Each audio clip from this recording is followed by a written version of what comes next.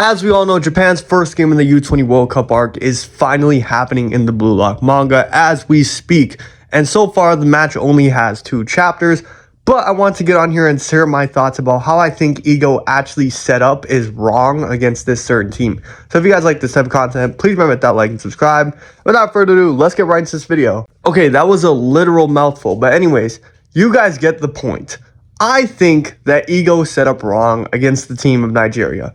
Now, the reason why I think this is first of all, I feel like the game we're playing right now is sort of a game where Blue Lock's most likely going to be on the attack a lot. Like, we're going to be on the attack, testing Nigeria's net a lot. It's like we're already crossing the ball in for another shot. Now, I don't know if Japan was able to watch film on Team Nigeria playing, but if they did, how did they not know that Onazi literally carries their whole team? How did they not know that? And if they did know that, and Onazi is still I guess he's just good enough to carry, even though all the markers know that he's the only real threat on that team. I'm not sure. I feel like Blue Lock has capable enough defenders to defend a guy on the level of Onazi. I feel like since we've seen Kaiser, we've seen all these crazy pros play, and they played against these pros like Noel Noah, Chris Prince, Lavinho. They played against these guys. And you're trying to tell me that Onazi is where we draw the line? Oh yeah, we cannot stop Onazi. Even if we tactically set up for an Onazi, we cannot stop him. Now, to deal with this Onazi problem, what would I probably do? Now, from this game, of course, there's only been 2 chapters, so this tactic could be implemented in the future. I'm just giving my initial thoughts on how I think Ego should change it up.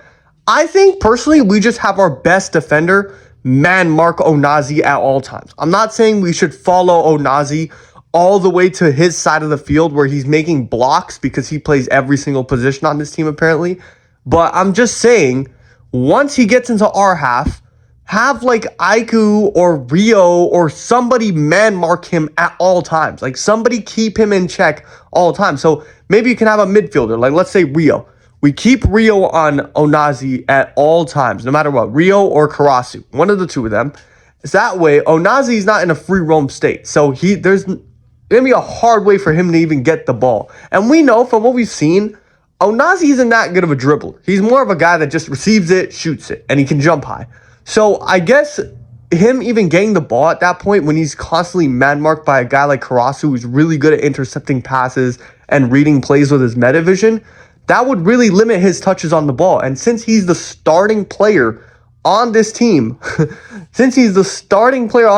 I really think that having their star player basically shut down by Karasu would be a great start to beating Nigeria easily. Now, to combat this, a lot of people might be saying, oh, but in the recent chapter, Karasu literally just did that. He literally just did that. Okay, guys, listen. Doing it one time doesn't mean, we haven't seen Karasu following Onazi around the entire game. He only just read the play and did it. It's not like he was, I'm talking about actively following Onazi wherever he goes, like a pest. You know what I'm saying? I want someone to do that.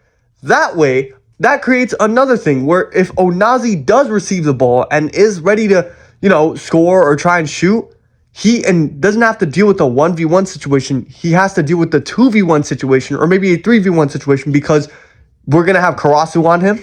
And then with Karasu, we're going to have Aiku. And we can also have Nico. That's 3 Metavision users on Onazi, completely shutting down Nigeria's one hope of scoring a goal. Their magic star, their gem. You know what I mean? Now, as we know, Nigeria is, we've already seen it, a very physical team. Onazi can jump really high. They're pretty athletic, you know what I'm saying? But one thing about Nigeria's team is they aren't that good at advancing the ball forward. We just seen in this recent chapter where once you corner them, once you press the life out of them, they're done. They can barely do anything. You know what I mean? Their whole goal is to basically just get it to Onazi no matter what. If we're stuck, if we have a 3v1, we don't know where to go, just pass to Onazi, he'll fix it. That's their whole ideology from what I'm getting so far. And with that, I feel like with Ego's selection of the team, we could have done better there. I personally wouldn't start Rin and Isagi as our 2 strikers on the top. I would personally go with maybe a Cam, Isagi playing in that Cam role, with Baro and Shido up top. Now, you're probably wondering, why are we benching Rin? He's such an amazing player.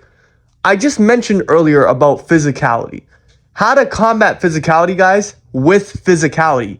Guys, do you really think that Nigeria, who have no natural ball progressors other than like Kuso and Bello, are going to be able to beat the press and like just physicality of Baro and Shido pressing them like hounds, along with Isagi waiting for the rebounds?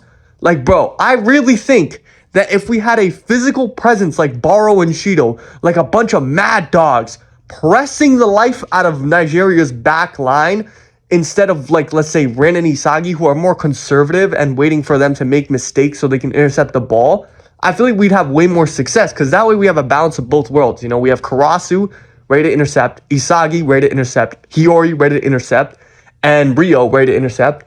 And we also have our pressers. You know, we have our Chigiri, we have Baro, we have Shido, we have Bachiro. Like, we have all those guys ready to press the life out of Nigeria and just completely suffocate them. Now, this isn't to say that Rin is a bad player. I just think that when we go for the more physical and athletic players, it would be better to combat Nigeria's own physicality, I think. Now, you're probably thinking, oh, but we talked about defense only. How about when we're attacking? Because I said at the beginning of this video that I think this is going to be a game where Blue Lock's going to have a lot of opportunities.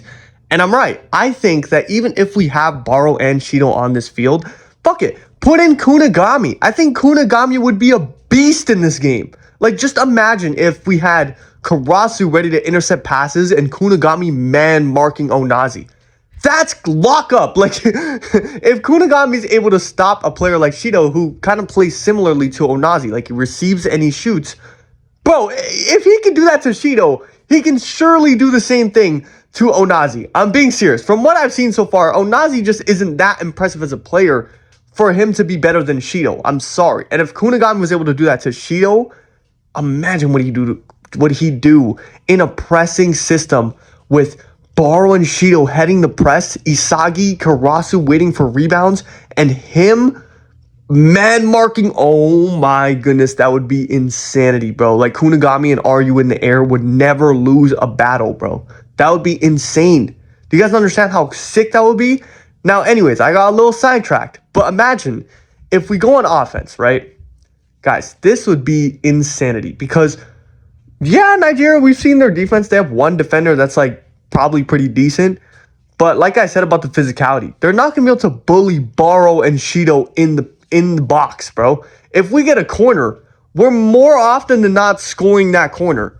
Aside from if we have like Rin and Isagi as our strikers, they're more, like I said, they're more conservative and more like shooting from outside the box or finding the perfect point to shoot it, you know. But Baro and Shido could really out-muscle you and they could score like that. Like, they could literally do that. So what I'm saying is we're just going to have more variety in our scoring because we're going to keep the analytical side with the Isagi, with the Hiyori, with Rio, with Karat. We're going to keep those analytical players, but we're just going to add more physicality on it, which helps to our strengths and hurts Nigeria because it neutralizes their strength. If their strength is their athleticism and their ability to just hold on to the ball, like, you know, their quickness, their athleticism, their jumping, like, you know, if that's their strength, right, we can virtually equal it, if not better it, right? And just render it their only like big defining factor useless, and then just completely press the life out of them for the rest of the game and destroy them. Like, I don't think Ego knows what he's doing when he's putting Baro on the bench. Like, I'm not gonna lie, I really do not agree with that because the way Baro's been handled in this story post like second selection or maybe even U20 arc, like, I'm not gonna lie, I would be lying to you if I said it was a little disappointing because I feel like he's the character that always gets hoed for the sake of other characters. Like, you know, first selection, he was him, he got it. Second selection, he had his little like fall down arc, but then he got a redemption and he was really good.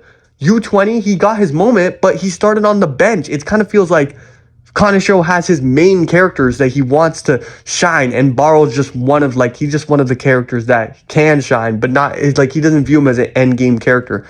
I don't know why that is, because Baro's just, he was super cool, I'm not gonna lie. And then NEL, of course, he was top 1 at one point with a hat trick. Then after his game, he plummets below Shido. Guys, come on. That's just BS. I'm sorry. Baro below Shio is just disgusting. And now he's rotting the bench again. I guess Ego definitely views him as like a wild card to come in and completely change the flow of the game.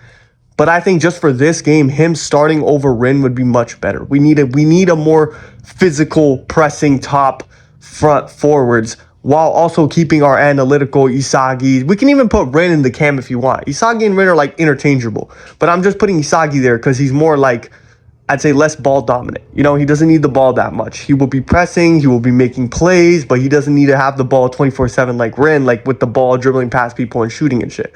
So that's why I chose Isagi. But yeah, man, let me know what you guys think about this video down below in the comments.